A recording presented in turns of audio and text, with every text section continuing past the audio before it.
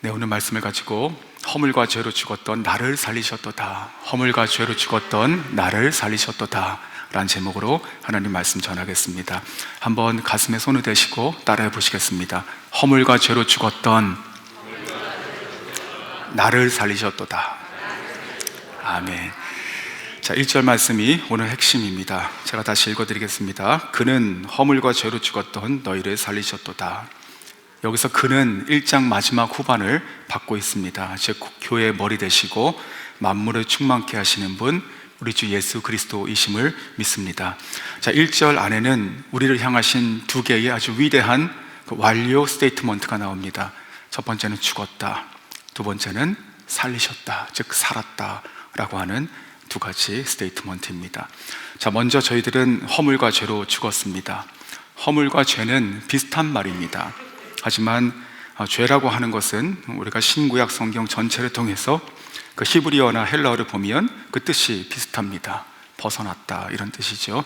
즉 우리가 하나님께, 그리고 하나님 말씀에, 하나님의 뜻과 부르심에 벗어난 모든 것, 그것은 죄입니다. 허물은 그에 반해서 그 헬라어의 뜻 가운데는 밑으로 떨어진다, 이런 의미가 담겨 있습니다. 즉 미치지 못하는 것입니다. 부족한 것입니다. 실수하는 것입니다. 알고도 따르지 않는 자범죄 같은 것을 우리가 허물이라 이렇게 얘기할 수 있습니다. 그러므로 죄와 허물 이 사이에서 빠져나갈 수 있는 사람은 아무도 없습니다. 우리가 하나님이 앞에 계시다고 생각해 보시면 우리가 하나님께 나아가야 되는데, 마치 그 하나님 앞에 그 뜻 가운데 우리가 비껴나 있는 마치 관역을 벗어난 그 화살같이 그 모든 것이 옆으로 우리의 모든 삶이 지금 맞춰지지가 않았습니다. 또한 하나님께 나아가려고 애를 쓰지만 그러나 우리의 힘과 노력과 우리의 형편이 모자라서 우리가 그것에 다다르지 못하고 밑으로 떨어집니다. 자, 이것은 마치 그 시줄과 날실처럼 보이지 않습니까? 하나님이 계시고 그 의가 있는데 그 시줄과 날실처럼 되어 있는 그 허물과 죄가 촘촘하게 그물처럼 걸려 있습니다. 그 사이를 자력으로 아무도 통과하여 온전한 의에 이를 수 없다는 것입니다. 그러므로 모든 사람은 말씀과 율법 앞에, 하나님 앞에 죄인입니다. 근데 그 죄의 싹은 성경이 얘기하는 것이 사망입니다. 그러므로 우리 모두는 죽었다. 이것이 첫 번째 완료 스테이트먼트입니다. 자, 그러면 죽은 자들의 모습이 무엇입니까? 자, 2절과 3절이죠. 2절에 그때에 너희는 그 가운데에 행하여 이 세상 풍조를 따르고 공중의 권세 잡은 자를 따랐으니, 자, 그 가운데, 즉 죄와 허물의 가운데 우리가 행했다, 이렇게 되어 있습니다. 행하는 것은 우리들의 의지로 우리가 걸어가고 따라가는 것 같은 우리들의 의지가 들어가 있는 것입니다. 자, 세상 풍조를 따랐다. 이 세상의 풍조는 이 시대의 흐름, 그리고 생각, 가치관, 큰 물줄기, 이런 것들을 얘기하는데 대부분의 것들은 하나님을 정면으로 반대하는 것들이 많이 있습니다. 또한 공중 권세 잡은 자를 우리가 쫓았다라고 되어 있습니다. 자, 이것은 성경적인 표현으로서 그 사단을 얘기하는 것입니다.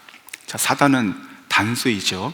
그런데 놀라운 것은 우리 1절에 있는 그 죄와 허물 중에서 죄라고 하는 것은 추상명사인데 원어 성경에는 복수로 되어 있습니다. 즉 크고 많은 수많은 죄들을 얘기하고 있습니다. 이 공중 권세 잡은 자, 그 사단이 우리 안에 거짓 소리를 내고 우리의 생각과 그리고 우리의 시야를 왜곡시키죠. 그러면 그 사단의 영향력이 우리 안에 들어와서 한 번 크게 실패하는 것이 아니고 날마다 새롭게 우리를 다양하게 정말 새롭게 생성되는 감기 바이러스처럼 우리 모든 성도들의 삶을 끊임없이 죄의 유혹으로 빠뜨리게 하시고 또 은밀한 죄의 공간들을 계속 새롭게 만들어낸다, 이 뜻으로 볼 수 있습니다. 자, 그런데 이와 같은 이 죄와 이 허물의 이 그물, 이 사망의 처지는 이 에베소 교회의 성도들만 있는 것이 아니고 지금 이 글을 쓰고 있는, 서신을 쓰고 있는 사도 바울도 마찬가지였습니다. 그도 하나님을 알지 못했을 때 똑같았다고 고백합니다. 3절입니다. 전에는 우리도 다 그 가운데서 우리 육체의 욕심을 따라 지내며 육체와 마음이 원하는 것을 하여 다른 이들과 같이 본질상 진노의 자녀이었더니, 자, 우리의 본질이 그 진노의 자녀, 즉 죄인이라고 하는 말입니다. 누구도, 사도 바울도 또 누구도 예수 그리스도 외에는 그 영이 살아날 수 없고 그 삶을 스스로 변화시킬 수 없습니다. 자, 이 복음이라고 하는 것은, 이 복음의 시작은 저희가 늘 강조하고 반복해도 똑같습니다. 내가 죄인인 것을 통렬하게 깨닫고 인정하는 것, 이것이 시작입니다.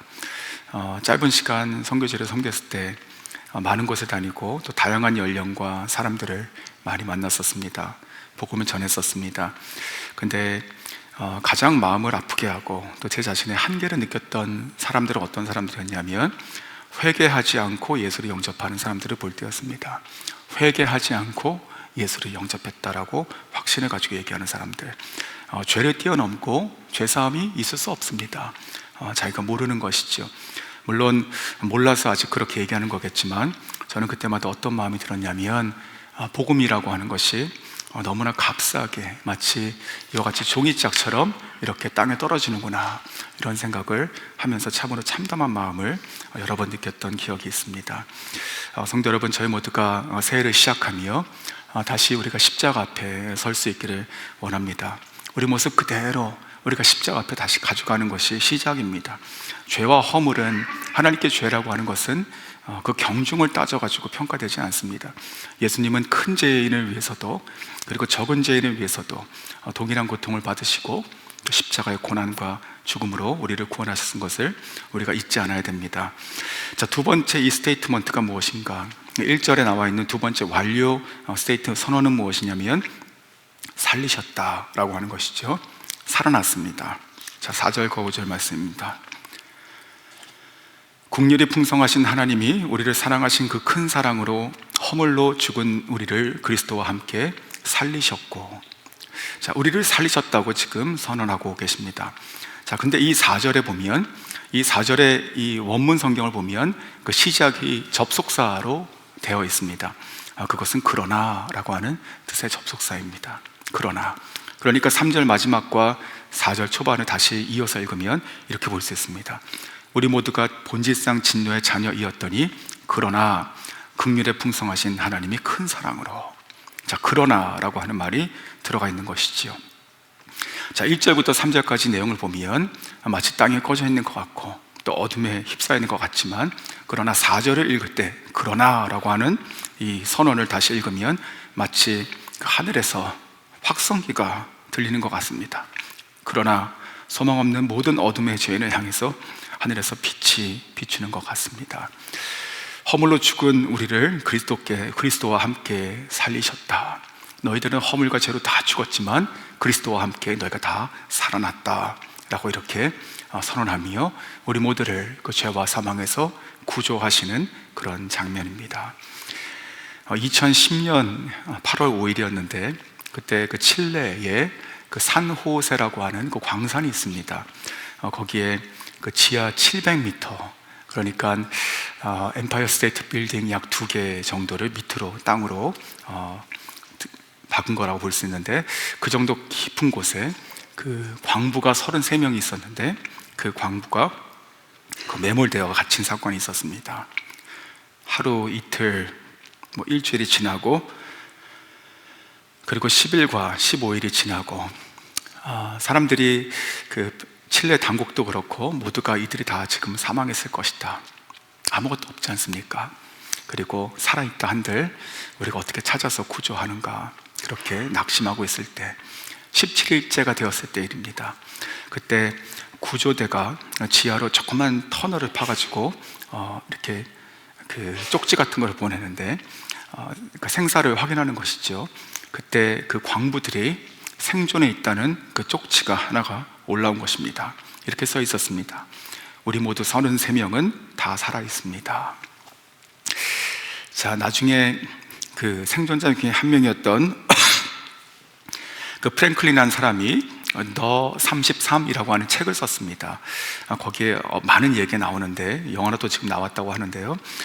그들이 그 17일째가 됐을 때 모두가 다 죽음을 예감하고 우리가 품위 있게 죽자, 이런 다짐을 하고 그 헬멧과 그 소지품들을 잘 가지런히 이렇게 정돈하고 또 혁대를 말아가지고 장화 벗어놓은 장화 밑에 옆에다가 잘 놓고 이제 죽음을 준비하고 있었다고 합니다.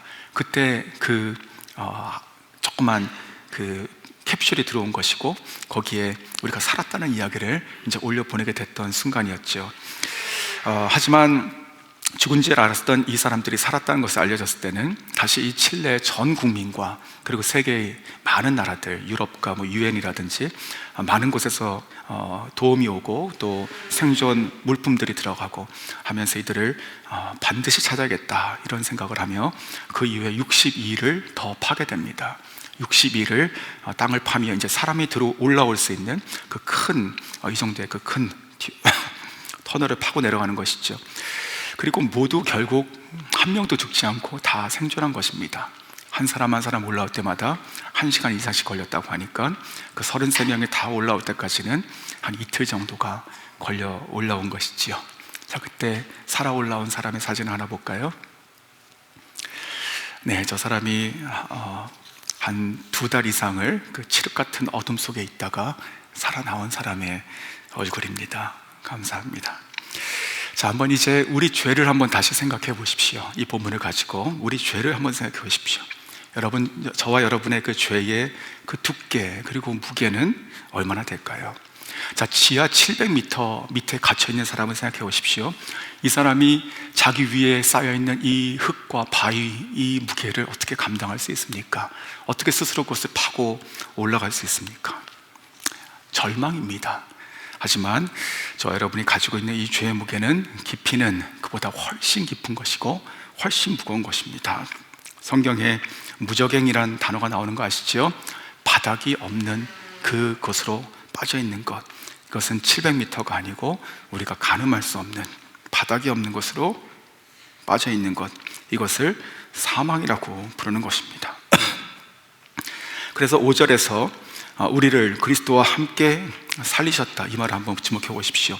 자, 이 700m 사람을 구하기 위해서는 700m를 파고 들어가야 됩니다. 맞죠? 자, 그렇다면 바닥이 없는 깊은 수렁에, 그 사망에 빠져있는 저와 여러분을 구원하시기 위해서 예수님은 어떻게 하셔야 됐습니까? 그곳까지 들어오셔야 되는 것입니다. 예수님께서 저기 위에서 그냥 우리에게 이렇게 서비스를 주셔가지고 우리를 구원하신 것이 아니라 우리의 사망의 자리까지 들어오셔가지고 우리 한 사람 한 사람을 꺼내셨다. 이것이 바로 복음이 되는 것이지요. 그리스도를, 그러므로 하나님께서는 우리들에게 위대한 계획을 갖고 계십니다. 하나님께서는 우리가 죄와 사망으로 죽은 것으로 끝나는 것이 아니고 우리 가운데 다시 그 빛으로, 생명으로 비추어 주시는 위대한 계획을 가지고 계셨으니 그것이 바로 예수 그리스도라고 하는 것이죠. 그리스도를 우리에게 보내셔서 우리의 깊은 절망 가운데 들어오게 하시고 우리의 사망의 그 자리까지 들어오게 하셔서 우리를 위해서 거기서 죽으시고 거기서 부활하셔서 우리를 거기서부터 일으켜 다시 살아나게 하셨습니다. 그러므로 우리의 이 복음을 믿는 저희들에게는 어떠한 순간도 절망도 없는 것이고 실패도 없는 것이고 그리고 어둠도 없다는 것이죠. 그 어떠한 절망과 실패와 어둠 속까지도 주님께서 들어오셔서 우리를 위해서 죽으시고 살아나신 것, 바로 이것이 오늘 4절에서 선포하고 있는, 또 5절에서 말씀하고 있는 허물로 죽은 너희들을 그리스도와 함께 살리셨다라고 하는 복음인 줄 믿습니다. 자, 그렇다면 오늘의 본문은 이 복음이 여기서 멈춰지지 않습니다. 즉 단순히 우리의 죄의 자리에서 살려주신 것이 끝이 아니다라는 것이죠. 마치 그 700m 그 땅 속에서 그저 생존할 수 있도록 계속 음식을 공급해 주는 것으로 끝한 것이 아니고 그를 반드시 다시 바깥으로 끌어냈습니다. 마찬가지로 하나님께서는 이 복음은 우리에게 단순히 생존을 위한 것이 아니고 지극히 높고 새로운 일을 하나님께서 행하셨는데 그것이 바로 6절과 7절 말씀입니다. 또 함께 일으키사 그리스도 예수 안에서 함께 하늘에 앉히시니 이는 그리스도 예수 안에서 우리에게 자비하심으로써 그 은혜의 지극히 풍성함을 오는 여러 세대에 나타내려 하심이라. 자, 이 6절과 7절 말씀에 보면 정말로 원대하고 또 높은 하나님의 꿈과 비전, 또 이 그리스도의 복음의 이 빛이 보입니다. 우리를 그리스도와 함께 우리의 사망의 자리에서 우리를 살리셨지요. 깊은 소렁에서요. 그러나 끝이 아니라 우리를 예수와 함께 또한 하늘로 올리셔서 거기에 앉히신다. 그리고 더 나아가서 우리를 예수 안에서 그 은혜의 지극히 풍성함을 다가오는 여러 세대에 비추게 하신다. 이것이 하나님의 계획이신 것입니다. 예수님은 우리의 삶에 잠깐 들어오셔서 개입하시고 봉사하시고 떠나시고 다시 우리를 혼자 놔두신 그런 분이 아니시라 우리와 함께 그 자리에서 죽으시고 우리와 함께 다시 일어나시고 우리를 함께 하늘로 올리시고 앉히시고 그리고 거기서부터 우리를 통해서 그분의 무한하신 은혜의 풍성함을 많은 세대에게, 오는 세대에게 전하고 비치게 하신다. 이것이 하나님의 복음입니다. 이것은 단순히 죽은 자를 살아나게 하는 것이 아니고 우리 죽은 자가 살아나서 이제 우리 모두에게 새로운 신분, 또 새로운 사명, 그리고 새로운 미래, 새로운 인생을 주시겠다는 말씀인 줄 우리가 믿습니다. 그러므로 오늘 이 말씀을 통해서 우리가 한 가지 다시 마음에 결단하셔야 됩니다. 나는 이 복음 앞에서 이제부터 내 자신을 여전히 내가 죽은 자로 살 것인가, 아니면 나는 살았지만 여전히 내가 700m 광구 안에 갇힌 자로 그저 살고 있을 것인가, 아니면 나는 이제 나를 살리신 예수의 손을 잡고 내가 밖으로 나와서 내가 높은 하늘에 거하고 살 것인가 결정하셔야 됩니다. 자, 죄라고 하는 것은 두 가지 강력한 힘이 있습니다. 끊겨진 죄도 강력한 힘이 있습니다. 먼저는 죄는 중력과 같죠. 아무리 작은 것도 떨어집니다. 즉 우리가 아무것도 안 해도 내 속에 있는 죄성은 우리 자신을 계속 하나님으로부터 멀어지고 떨어지게 한다는 것입니다. 우리가 꼭 기억해야 될 것은 영적인 상태는 가만히 있으면 반드시 퇴보합니다. 절대로 공중에 떠 있지 않습니다. 우리는 가만히 있으면 반드시 떨어지게 돼요. 이것이 죄의 강력한 중력과 같은 힘이죠. 또 하나의 죄의 힘이 무엇이냐면 바로 관성과 같은 습관이 남아있다는 것입니다. 이것은 이제는 내가 하나님의 뜻과 말씀대로 살라고 애를 쓰는 그 중에도 여전히 내가 나의 옛 자아와 그리고 내가 오래 살았던 나의 그 죄의 습성이 마치 잔상과도 같이 내 인생에 남아있어서 여전히 나를 죄로 이끄는 힘이 있다라고 하는 것입니다. 이 구조됐던 이 칠레의 광부 33인들의 이야기는 참으로 감동적인 이야기입니다. 그런데 설교를 준비하며 조금 더 찾아봤습니다. 그리고 흥미로운 기사를 하나 찾게 됐는데, 그 프랑스 방송 그 AFP가 있습니다. AFP 통신 기자가 이 사건이 일어난 이후에 10년 후에 다시 조사했습니다. 즉 2020년에 과연 이들이 지금 어떻게 살고 있는가 궁금해가지고 조사했어요. 그런데 놀랍고도 참 안타까운 것이 무엇이냐면 그들 중에 상당수가 아직도 심각한 트라우마와 질병에 시달리고 있다는 것이죠. 많은 사람은 직장을 구하지 못하고 적응하지 못하고 정부의 보조로 근근하게 살고 있었습니다. 이미 이들은 지상에 올라온 지 10년이 넘었어요. 10년, 그들이 갇혀 있었던 그 2달여간보다 몇 배, 몇십 배 많은 시간을 이미 그들은 일상에 복귀해 있었습니다. 하지만 여전히 이 죄가 얼마나 무거운 것이면 여전히 그들은 아직 지하 700m에 갇혀 있는 것처럼 정신적인 고통을 갖고 살아간 사람이 많이 있었다는 것이지요. 혹시 우리 가운데도 그런 분 계십니까? 우리가 복음을 알고 이미 다 믿고 있습니다. 다 구원받았어요. 하지만 우리들의 그 오래된 눌림과 또 얽매임을 가지고 살아가는 분이 계십니까? 나는 분명히 이 문제는 해결했다고 내가 생각하고 있는데 여전히 어느 순간 툭툭 튀어나오는 그 염려와 근심, 두려움들을 가지고 계신 분 계십니까? 그런 분이 계시다면 오늘 이 말씀, 특별히 5절 말씀, 1절과 5절 말씀이 하나님께서 우리를 향해서 주시는 음성입니다. 허물과 죄로 죽었던 너를 살렸도다. 예수님의 말씀입니다. 그리고 이제는 거기서 부활하여 일으키시고 높은 하늘로 올리셔서 앉히신다. 이 말씀을 믿으셔야 됩니다. 예수 그리스도가 내 죄를 위하여 나의 사망의 자리에 들어가셨고 거기서 죽으셨고 부활하셨고 나도 거기서 살아났고 이제 주님이 부활하시고 하늘로 올라가신 대로 나의 영혼도 그와 같이 새로운 신분으로 상승했다는 것을 잊지 않으시는 여러분 될 수 있기를 원합니다. 최근에 그 젊은 층에 그 대단히 인기가 있었고 또 충격을 주었던 그 사츠키라는 예명을 쓰는 그 래퍼 그 김은지 양의 이야기를 나눠드리고 말씀을 정리하겠습니다. 이 김은지 양은 그 욕설이 섞인 그 랩 그리고 마약 중독으로 그의 삶이 완전히 깨졌던 사람이고, 그러나 예수를 만나고 극적으로 살아나서 이제는 완전한 새로운 그 변화된 삶을 살고 있는 자매입니다. 자, 그녀의 그 아버지는 늘 그 술을 먹고 집에 들어왔습니다. 욕을 하고 소리 지르고 물건을 부수고 또 어머니와 다투고 그것이 일상이었습니다. 이 김은지 양은 중학교 2학년 때 테니스를 배웠습니다. 근데 코치에게 감금당하고 심한 구타를 당하고 또 집에 가면 또 폭력적인 환경에서 늘 자랐습니다. 그래서 정신과 치료를 받고 약물 치료를 시작했고 또 삶이 다 깨어져서 학교에서는 일진에 들어가게 되고 모든 것을 포기했습니다.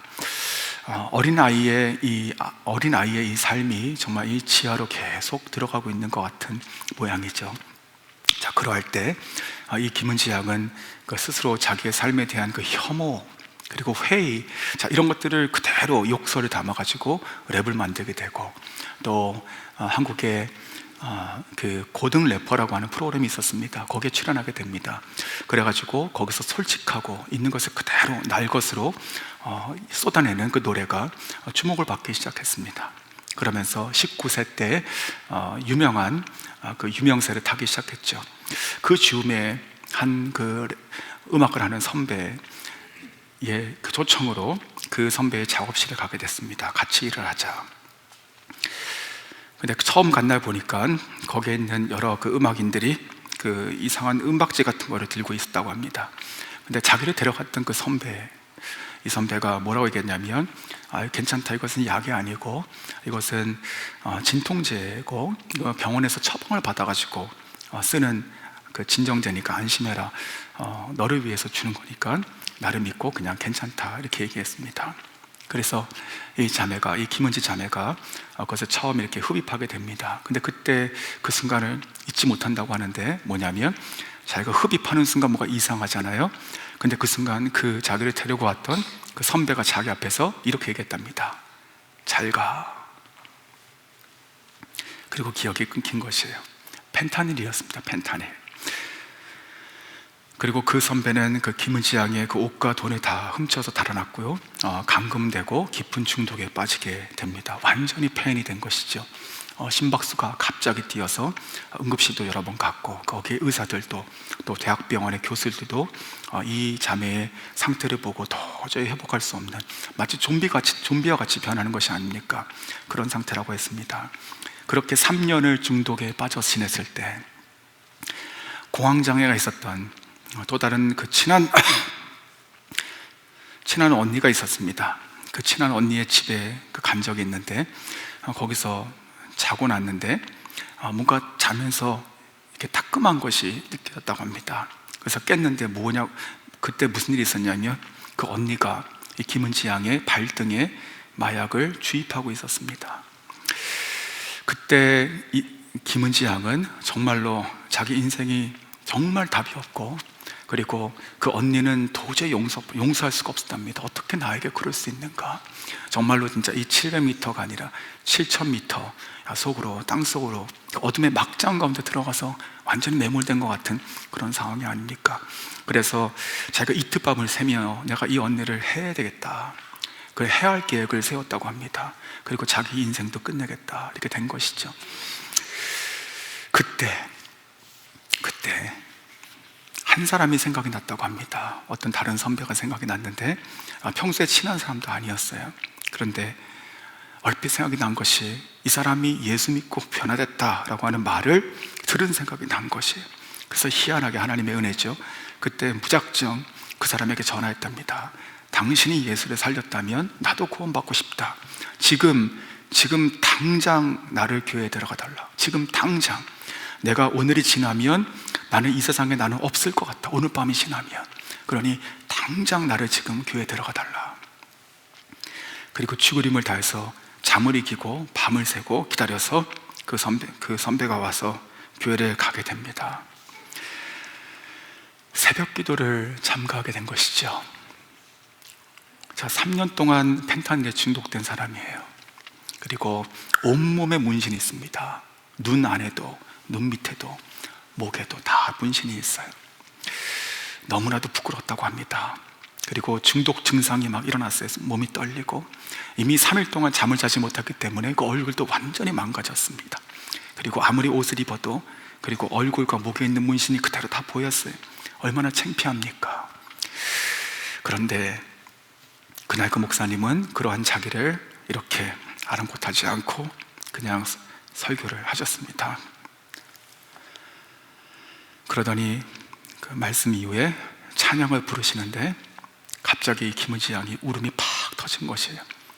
자기 기억에 잊혀졌다고 생각했는데 그 어느 기억 속 안에 있었던 그 엄마가 자기가 아주 어렸을 때 불렀던 그 멜로디가 똑같은 것이 떠올랐던 것입니다.